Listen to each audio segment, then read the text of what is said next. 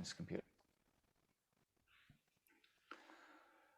All right, so I'll just do a quick introduction. So this is Beginner's Night in the Zoom from the Northern Sydney Astronomical Society.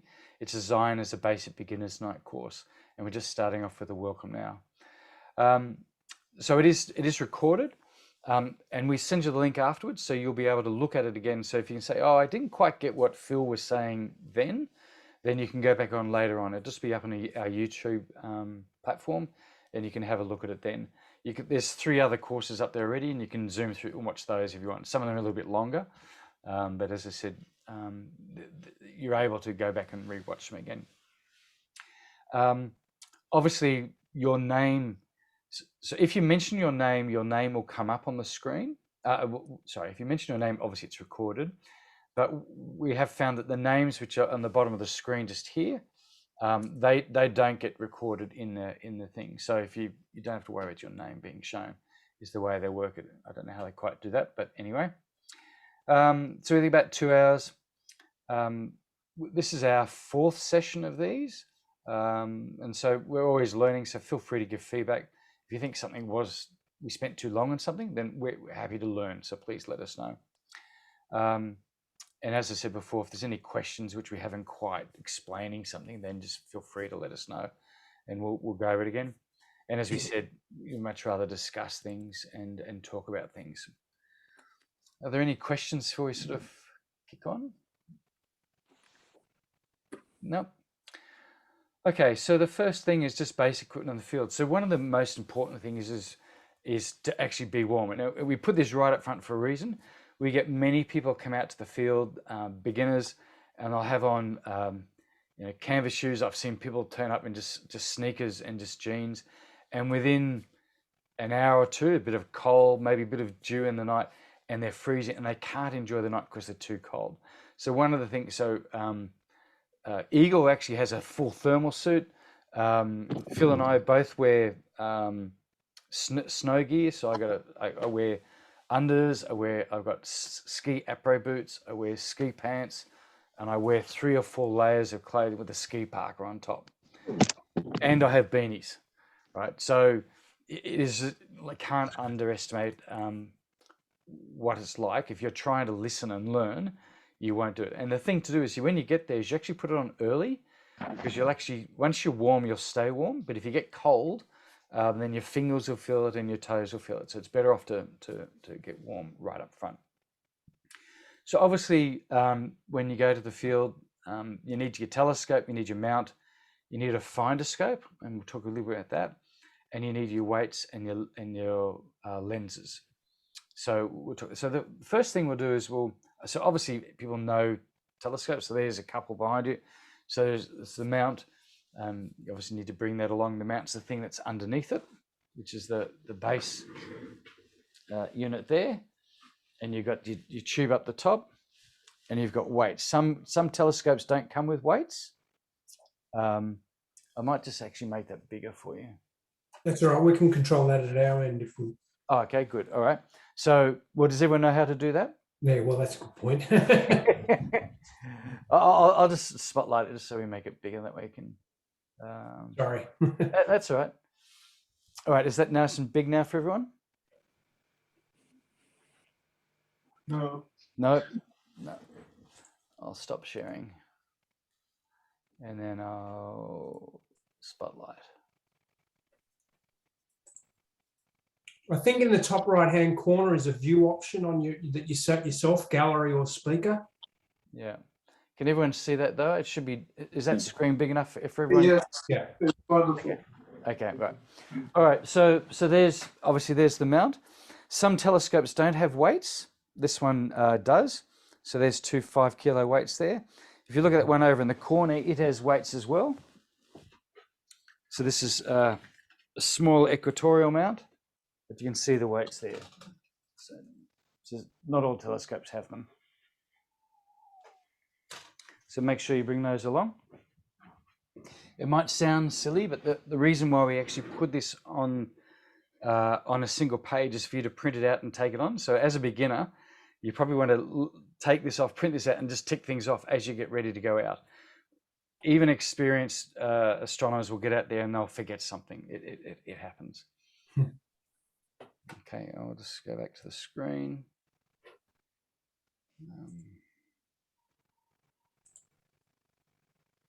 Can't see now. Oh, there it is.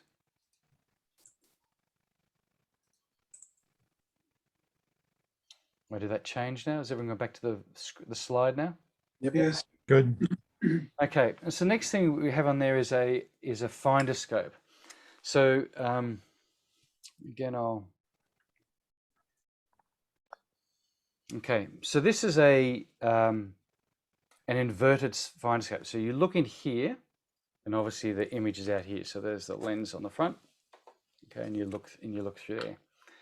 So when you can spend a fair bit of money, you can spend $3,000 on a telescope, and they'll give you something like this. Now the problem with this is when you look through here, everything's actually upside down on this side, and it plays with your head. So when you're sitting there and you're looking through this, and you're saying, "I'm trying to go to a star up above because I need to go up," and you look through here, and it'll look like you're going down. And so if you get what's called a straight through, a non-inverted finder scope like that, get rid of it and get something like this. So this has got a bend in it. See, it's got the right angle in it. So what that means is when you're going up, it's going up. And so you look through there and it actually looks very natural. I struggled for 6 months before I got rid of that and bought actually a TELRAD, which is a device which looks like this. And it basically works the same way as this inverted, which is as you're looking up, it's looking up too. And the way it works here, it just has a piece of glass in the front there. And if you can see that, you see the red arrow, the red circle? Rectangles. That's right. So as you're going up, it's going up. And as it's going down, it's going down. I'm trying to do this. But you'll get the idea. So as it goes down, it goes down. And so that's a TELRAD. And so you want to get rid of that sort of thing and go to something where it's the right way around. You can also get a red dot finder, which looks like this. And it's the same basic principle, which is you're looking through the circle, but instead of seeing those concentric circles, you actually see a red dot. I don't know if you can see it, but there's a red dot in there. I don't know, probably won't be able to get it right. Yeah, there it is. You see There it? it is. Yep. There. You got it. You got it. All right. So it's the same thing. So when you're looking through that, you say, well, I can see the red dot there in the sky because you look through this up that way. And you say, well, the star wonder goes up there. And so you can actually track it and it makes sense with your head. And it's easy because you can see the whole sky, right? You can see a large part of the sky and see what you're looking at. When you're looking through one of these, you can only see a small section of the sky. And so if you're trying to go over here, you actually can't see it because you're concentrating all you can see is that there. And so these things are good when you're very, very close. But if you're trying to go from here to over there, it's very difficult with something like that. And so TELRADs are the same thing. You can see all the sky, and you can just see the bit in the middle that you want to look at, and the red dot finder as well. Some things aren't visible to the naked eye. So how do you play around with that? So Star hopping. You have to identify a star or understand, first of all, what it is that you want to find, and then identify a star that is in close proximity to the object that you want to find. And then you can use the TELRAD, or you can use your fingers or some way of measuring the angle or distance between that star and the object that you want to observe. So you would already know from your charts as to what the angle separation is from the star, from a bright star, to the object that you want to find. And then if you're using the TELRAD, the outer circle of the TELRAD is about 4 degrees. So you can, the inner one is 2 and the one right in the middle is half a degree. So you can use 4-degree movements across until you get close to the object that you want to observe. And then you can sort of spiral in until you actually find it. So yeah, star hopping, that's the process. Sure, thank you. I'm just trying to remove myself. So what does everyone, sorry, what does everyone see at the moment? Do you just see me at the moment? Yes. I'm gonna have to dial and go. It looks like it's stuck. Zoom's sorry about this. I'm clicking remove spotlight and it's just going, no, I'm not doing that.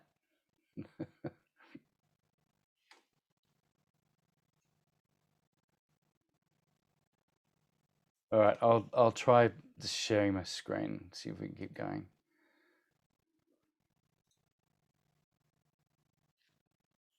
No, it's not doing anything now. Phil, if I make you, I'll try and make you co-host.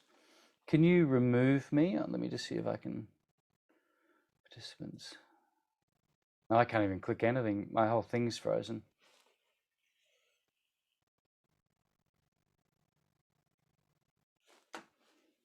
What can you see now? And I do find that the Celestron didn't have as much technical info and so forth in its makeup. Okay. Like for argument's sake, some of them do 40,000 objects in the sky to have a look at, and known parameters for those. Yep. And maybe while we're waiting, if we are waiting still. Well, Sky Safari will, I think it has access to 2.5 billion objects. So the version that I have anyway. Yep. And then the other one I've got as well is that I read a couple of articles talking to weather apps around cloud cover. Are there any recommendations around that too? There are what's the name? Cloud-free nights, I think, is one, which is really good for clouds. What's the other one? Skippy Skies. Skippy Sky is one I use a lot. Skippy Skies. Skippy Sky. It's just a website. I can actually just bring it up and show you. There's another good one called AccuWeather. Yeah, AccuWeather is very good. I use that sometimes as well. Thanks. So here's Skippy Sky. So I'll just make it a bit bigger. So this is in the compact mode. You can have a different modes, but basically, can you all see that now? Yeah. Yep. So this is 4 o'clock today. So basically blue is good. So this is cloud cover. This is C index, it's the clarity of the sky. So if you've got lots of wind or lots of humidity or smoke, then that would be low. Transparency, again, is a clarity index. And the risk of dew is the one on the right. And so what you want is blue. So here's Port Jackson. So we're just in here somewhere up in Northern Sydney area. So it's clear nights. C index is pretty good. It's blue. Transparency is good. But the orange means it's got a fair bit of dewing risk. So if you're going to go out tonight, you want to make sure you have a dew heater on your equipment. Oh, okay. Okay. And so this is... David, can you bring up the cloud-free nights, please? Yep. It's really good. I think it's very accurate. It's more accurate than the others. Yep. So I'll just finish on this first, Igor, then I'll do that. Sure. And then each of them goes down by 3 hours. So this is 7 o'clock, and then this is 10 o'clock. And so then you can see it's a good night to leave your equipment out overnight, or you can see if there's going to be any cloud coming in, whether you need to, stay up and bring your equipment in. So that's quite good. If you were just out for a couple of hours, would you still require the dew heater? I would say yes. Yeah. Basically, yes. I always put it up. Cloud-free nights.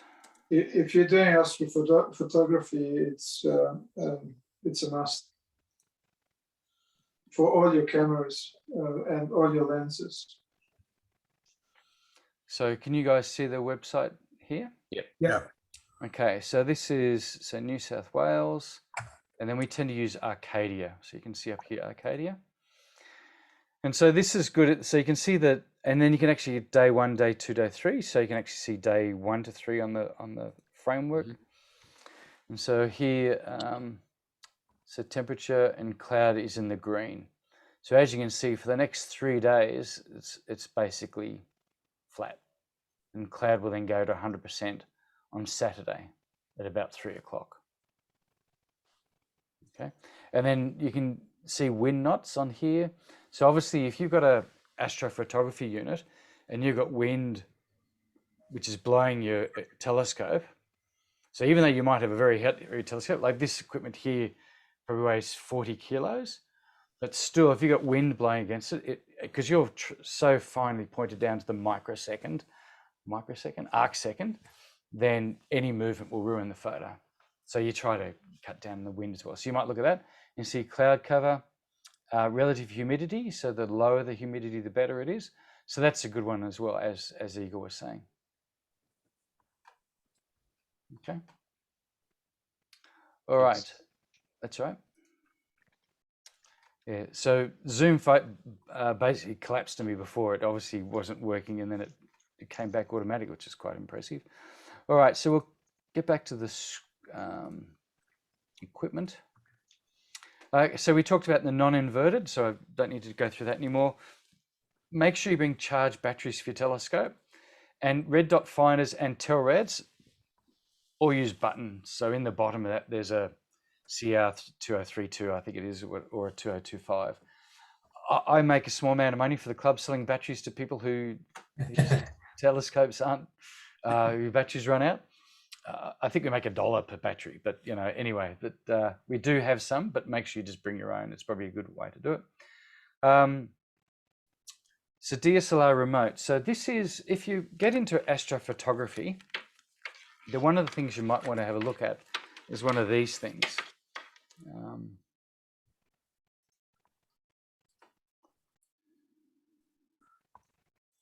Okay, so this is a little device. It's normally got batteries. I don't have any batteries in it because I don't use it anymore. But you plug this end into your camera. So if it's a DSLR, like a Canon or a Nikon or whatever it is, and you have different models depending on whether it's a Canon and so forth. But you can time up to 99 photographs at 99 minutes per photo, 99 times as an example. And so what you do is you don't want to be pressing a button on a camera because that'll move it. So you use this, you attach this to the telescope, or you let it hang down. Something like hanging down can't be good because the wind can blow it again. But you set it up, and then you can also say wait a minute or two before it gets going. So you set it up, you press go, and it sits there, and then it controls the camera in terms of taking the photo. So that's a cheap way to get into astrophotography. It works with all your DSLRs. I think I was very lucky. I happened to get this online for $15. They're normally about $30. If you buy a Canon real one, they're about $220, but you can get them online for, as I said, $30 probably. If you're going to get into photography, I very much suggest one of those. Your alternative is you start to bring along your laptop, and there are various programs around where you can do the same thing with a similar cable and so forth.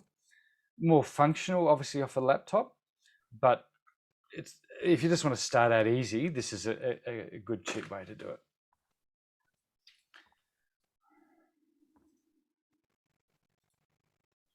It's gone hung on me again. You're all right. It's still going. Yeah. Yeah, no, it's. I might have to just dial up because it's obviously struggling a little bit. You're trying to share is that the slideshow?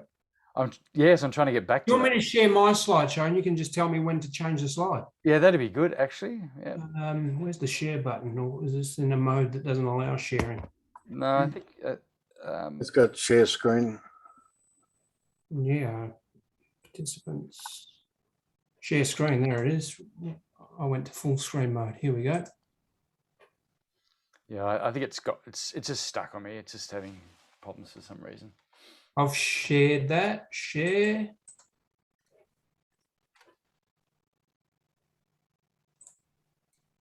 Is that okay? I can't see it. Yeah, that's good. Yeah, it's I fine. can see it. There you All go. right, so you guys can see it. All right, well, I'll just flick over the. Okay, so you guys can see the Paul, screen you now. put it on your landing screen now. Oh, good point. Sorry. There you go. Yeah. All right. So we'll keep That's going. better. So the next thing is a reticle lens. So so you guys can still see me as well. Yep. Yeah. No. Yeah, you can still see. Yes. Okay. All right. So a reticle lens is just like a normal lens, but it's got a little cross in it. You probably won't be able to see the crosshair in there. Oh, you might be able to see it. But the whole idea about that is when you've got a telescope and you're going through a process to teach the telescope about where it is and where the stars are, it's a process called alignment. And it says on the handset, it says align the star in the center of the screen. So if you look through, then to be honest, you're actually just guessing about whether it's in the center. You want it to be as accurate as possible. So if you use one of these, it's got a little crosshair in it. I don't know. Oh, there you go. You can see little red lights, right? Crosshair. So this is a double one that you can see there. So it's actually got 2 lines and 2 lines. And so you just put the star in the center. And so that you know when you're setting up and you're lining and teaching the telescope where it is, you're dead center in the center. So that's called a reticle lens. Highly suggest that you get one of those, especially if you've got an alt scope or a computerized scope. If you've got a push to, you don't need one. Dew shield. So we talked a little bit before about dew healers. So this is a dew shield. This is not for this one, but it just goes on the top like that. This telescope has one already automatically built in.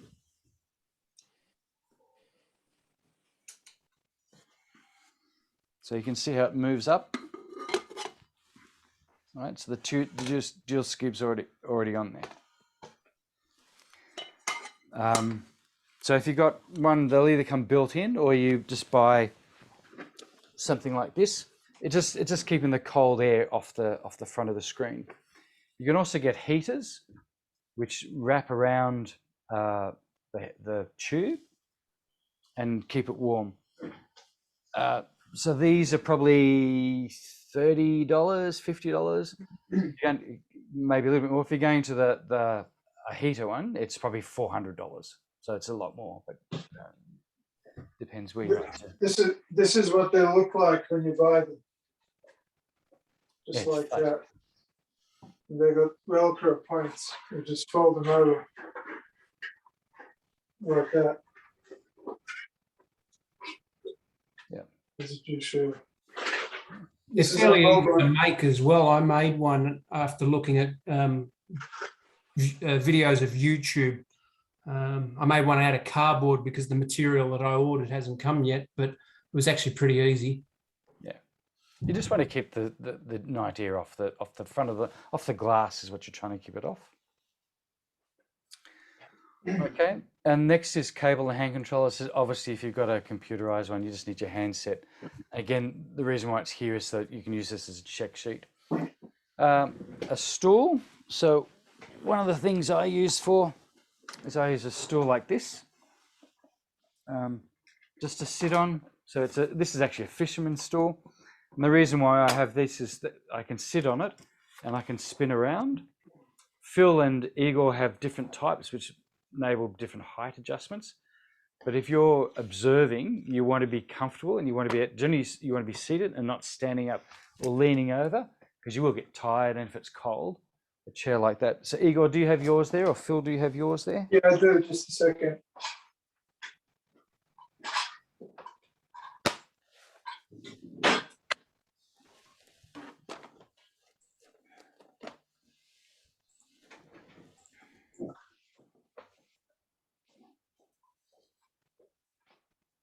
You see it?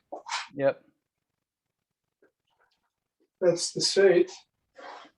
And the chair just unfolds like that. And then you can adjust the seat height wherever you. It's ideal for visual observing because you can have different heights. Igor, it's just behind the Tripod. just move it a little bit to the side. Which side? Your left. Okay, yeah. This way. Or Um, this way. Yeah. Can you see it? Yeah, that's fine. That's fine. And so the advantage of that is that you can have different heights. So if you've got, so one of the things you'll find that when you get into astronomy, you'll have kids who want to come around, obviously, and you'll have your friends and so forth. And having a seat which is adjustable makes it a lot easier. Kids can be interesting. They tend to, what they do is they grab the telescope and they pull it to look at it. And of course, when you do that, it obviously doesn't, there's no looking at what you wanted to look at before. And so having a seat which is adjustable is a great way to start, makes it a bit easier. Thanks, Igor. This is a good idea. I actually prefer the seat to the other one. Uncomfortable. There you go. All right. And then a table and chair again for the same reason, at the right height.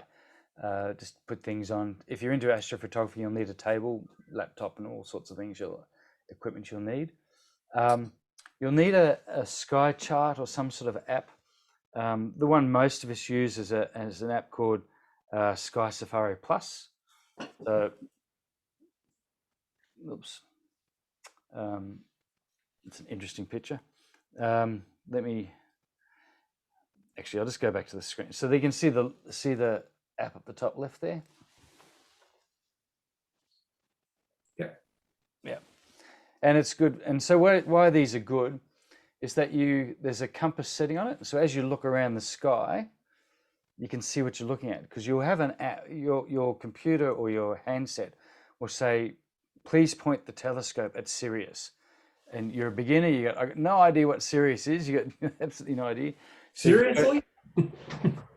So you can go into search, you type in Sirius, you say go, and then there's a button that says locate, and there's an arrow comes up on the screen. It says over there, and then you can see, well, that's where Sirius. So you know when your telescope is moving, you know where Sirius is.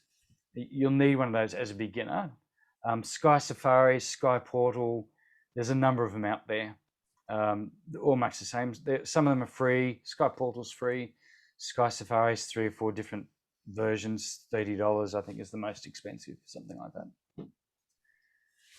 And then the other thing is, generally speaking, you want to know what it is that you can look at on the night. Again, these apps have, there's a little list which says, best of things to see tonight or something like that, or tonight's best. And most of the apps will have it, and you just pick on things and go around the sky and looking at various different things. Some of them are quite sophisticated. You can say, well, I only want to see things which down to magnitude, say 5. You want them reasonably bright, -5, so it's reasonably bright. If it's darker than that, you won't be able to see it unless you're in a very dark space. And so you can look at things. You can go searching for things which you actually have a chance of seeing. David, typically at the place where everyone goes in Terry Hills, how dark is that, and what sort of level of magnitude can you see there? Obviously, it's different all the time, but kind of typical. I don't know how to answer that question. Maybe Phil, I'll fling to you that Sure, question. that's fine. Yeah, well, look, I'm a visual observer most of the time. With an 8-inch telescope, I limit my objects to about magnitude 8 or 8.5. Okay. There's quite a few galaxies that are in that range, around magnitude 8, that I can see quite easily from both of our observing sites. If we go to Coonabarabran, where the sky is so much darker, you can go out to 9 or 10 with an 8-inch telescope. Okay, thank you. Was this just a visual astronomer's question, or do you want astrophotographers answer as well. I suppose primarily I was thinking visual, but maybe I would love. the astro is good. It's funny, Paul, because you sound like you're visual. I'm channeling really hard down the astrophotography path, so I would love your answer, Absolutely. Igor. Okay, I can photograph galaxies that are about magnitude 18. Wow. So yeah, so it gives you an indication. Obviously, that takes quite some time. How much time are you talking to do that? Obviously, I assume the higher the number, i.e., the less bright it is, the longer you need. Most of my images are 2 hours or more. Okay. Cool. Okay. All right. So are there any other questions about stuff to take on the field? No, but I would love it if Igor could show us some images later. I would love to. All right. That'll keep me awake until the end. Yeah. All right. So let's move forward. So, Paul, can you scroll forward to the next, because you're controlling the presentation now? Yeah. Okay. So we're going to do a setup of the push-to scope. So I'm going to do that with one of the club scopes. So what I'm going to do is, so this is actually one of the latest clubs. It's called a StarSense Explorer. Do you want me to stop sharing so that you become bigger? Yeah, that might be an idea. All right. Can you see the full size now? No. We've got Igor. We need David. If you start talking and everyone else doesn't, you're good. Yeah. How's that? Can you see me now? Am I? Yep. Yep. There you go. All right. So this is called a StarSense Explorer. Now the reason why we're doing this is probably the latest technology for beginners out there. It's very simple to use, and literally we'll get this up and going in probably 10 minutes. The reason why it's so popular is it actually uses your iPhone to actually, or whatever phone you've got, it doesn't have to be an iPhone, to actually control your way around the sky. So literally, I'll just, I think you should be able to see me from here. Just open this up. Okay, and as you can see, it folds out reasonably straightforward. So one of the things you should do is obviously you set these things out. You want to pick the right height for you and what you're doing. So if you're a tall person, you probably want one length. If you've got kids or something like that, you want to set it up a little bit lower. Generally speaking, if you're doing astrophotography, you'll actually want to have it lower, again, to stop the wind coming around.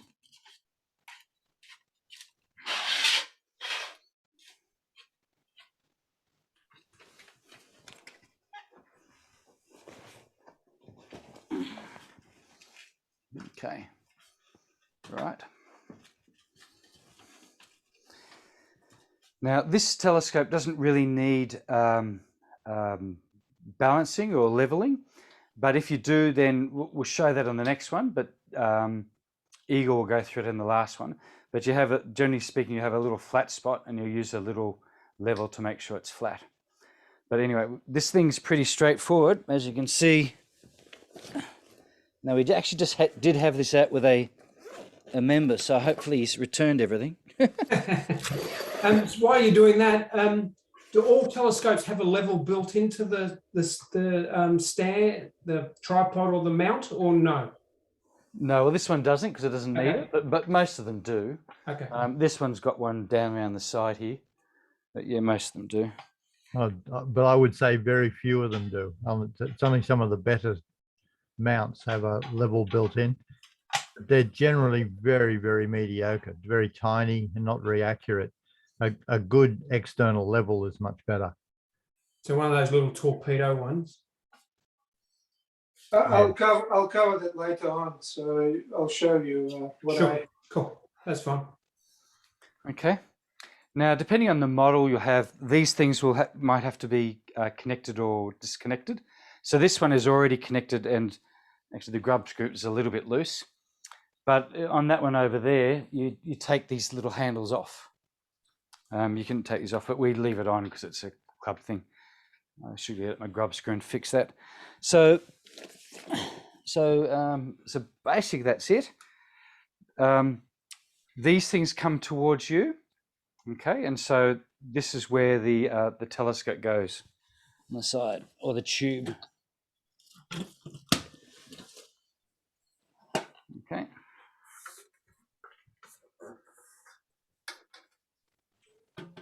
You seem to be frozen, David. Is that my problem or yours? It seems to be all right at my end. No, it's okay, mine. Yeah, same. Okay. It will come good in a moment.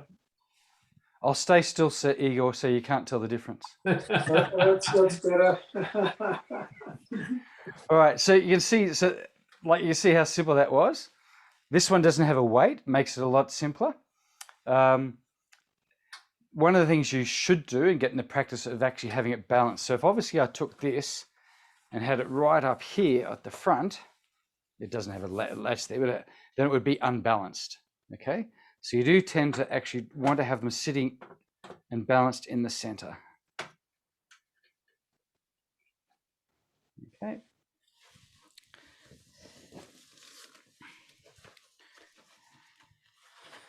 Now this thing comes with something.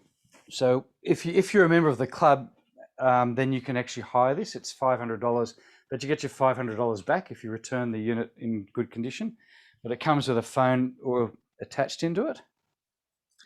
And this literally just bolts on, clicks in, and I don't know if you can see here. I'll actually bring it down a little bit. So there's a mirror there. And so what happens is the iPhone, in this case it's an iPhone, has an app on it. It uses the camera, looks at the mirror, and looks at the images up in the sky. So where it looks at the stars, and does what's called plate solving. So it basically takes an image of what it is. It looks in its database, because it's got GPS all on the phone. It says, I know I'm facing here, I'm facing northwest. And so I can see Orion. Well, it doesn't know it's Orion, of course. It just knows it's got these stars pattern. It matches it on there, and it says, okay, I know where I am. And then you go through an app just similar to Sky Safari. It's the same app, in fact. And you say, I want to go see Mars, and you say go, and it comes up with an arrow. And you literally push this around, and the arrow is pointing you where to go. Obviously, you take the front cover off if you want to look at anything. All right, and you get it to there. And it basically, and then when you get fine, you use these controls to get a little bit finer on it.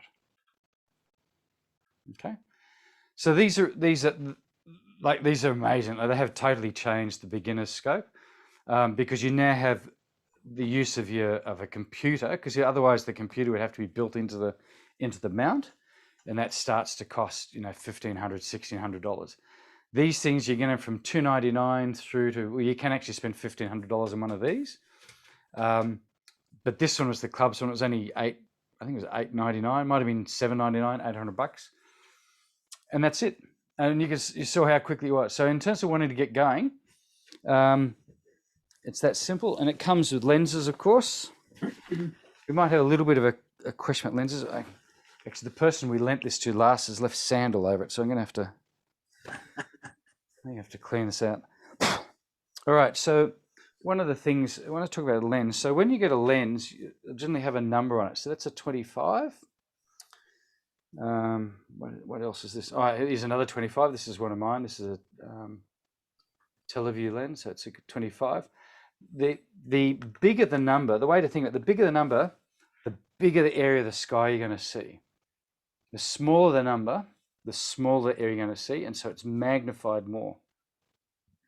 And so a 25 is a reasonable size. That'll see you a fair width, but you can have something which is called a Barlow. So this is a Barlow. It's a 2 times Barlow, and effectively what that does is it halves that number. So that's 25. You put this in the top of it, like so. That's now a 12.5. And so the advantage of this is if you got, say, 2 lenses, say you got a 25 and a 20, say, by buying one Barlow, I now have a 10, a 12.5, a 20, and a 25 by buying one Barlow. You can get different Barlows. You can get a 3 times Barlow. You can get a 5 times Barlow. I've never used them. I don't know if they're any good or not. But if you're trying to find a cost-effective way to have different magnification, then a Barlow is a good way to do it because it saves you actually buying lenses. So the answer there is to buy a better quality lens because this is what you're seeing through. So if you can buy a better lens and one of those, then you'll end up with better off. It's better off to do that. I mean, Phil is much better at lenses than I. Phil, did you want to talk about that at all?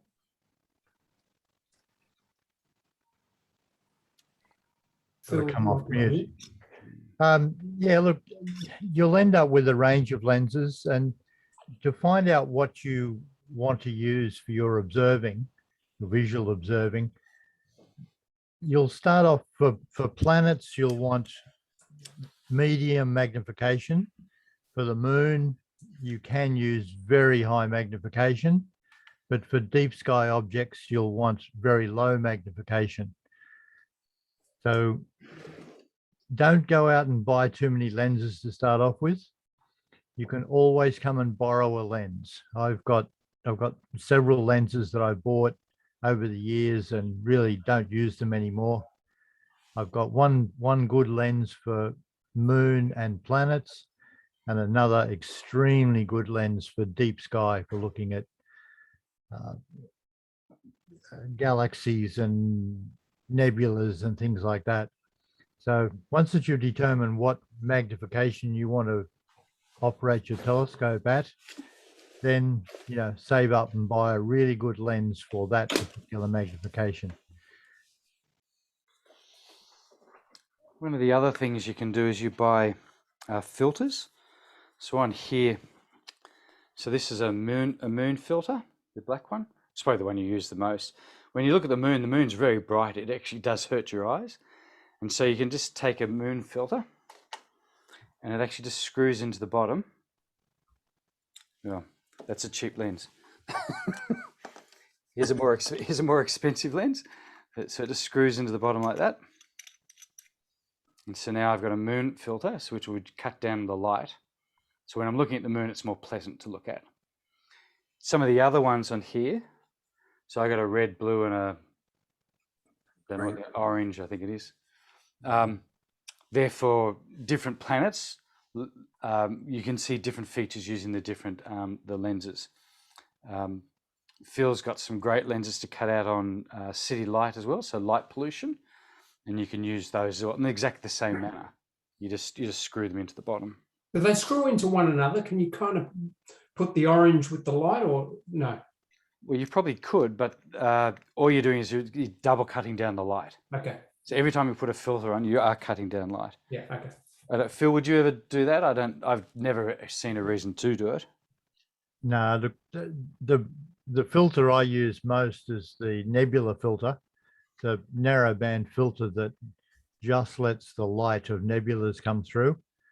And the difference is absolutely amazing. It increases the contrast enormously. So down the track a bit, again, you borrow a filter and have a look and say, right, I want one of those, and then you lash out and buy it. Do you use the filters also for photography? Yes. Okay. You got narrowband filters and you got broadband filters. The broadband filters are red, green, and blue. And then narrowband filters, you got oxygen, sulfur, and hydrogen alpha. And then there are other less common filters like hydrogen beta and so on. Does that answer your question? Or? Yeah, no, that's fine. Yeah, that's helpful. I understand that. Okay, so that's really a demonstration of a pusher. You can see how simple it is. The advantage of these, you just get them up and going so fast, and that's really even that one over there. So that's a little bit more complicated, but basically, it still only take you 10 minutes to set up. The difference, what that is you don't have the advantage of the app to show you where to go. And so you have to learn that sky hopping, which is what Igor was talking about before. So you hold the app up, your phone up, you say, okay, I want to look at M42. I know that's over there because the little arrow showing me to it. So you then spin this around to over in that direction. You have to use the dials on this one. And then once it's there, then you look through your finder scope to find the object. Actually, I should teach you about that. I'll do the finder scope first. The finder scope, and then you look through the lens, obviously. So just on the finder scopes, we'll just go through that. So when you first take it out to the field,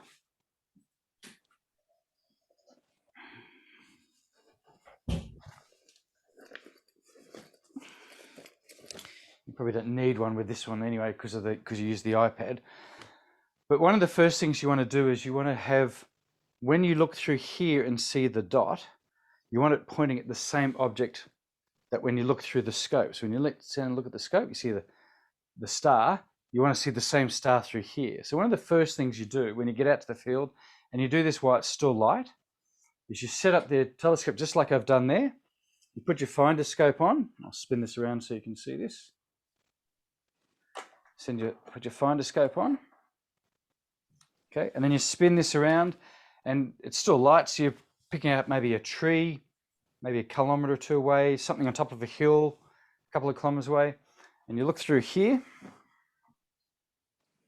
get it lined up on the top of that tree, and focus it using this focusing agent there. And then once you've got that set, you then come round onto here, and there's this little screw on the side to make it left and right, and there's a screw at the back to go up and down. And it's the same with the Telrad. The Telrad's got little dials at the back. And even on the normal finder scope, so this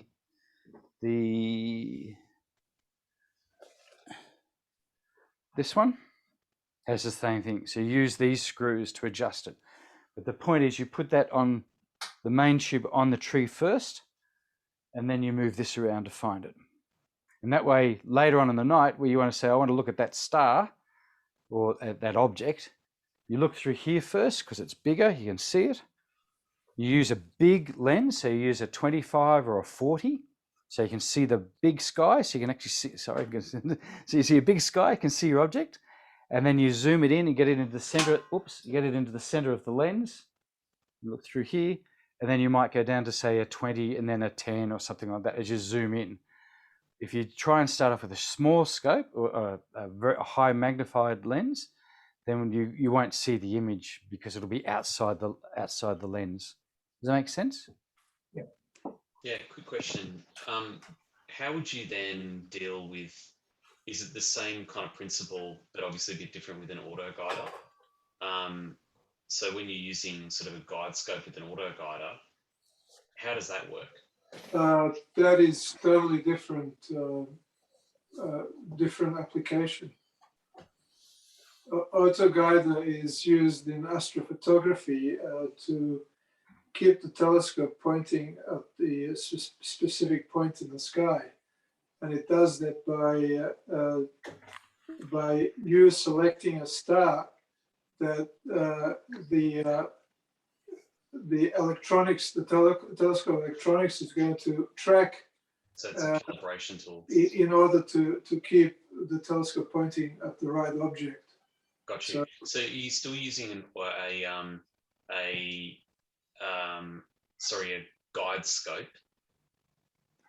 Guide scope is used to find an object in the sky. Yeah. The auto guider is used for guiding the telescope, so it's pointing at the object that you want to photograph. Does that make sense?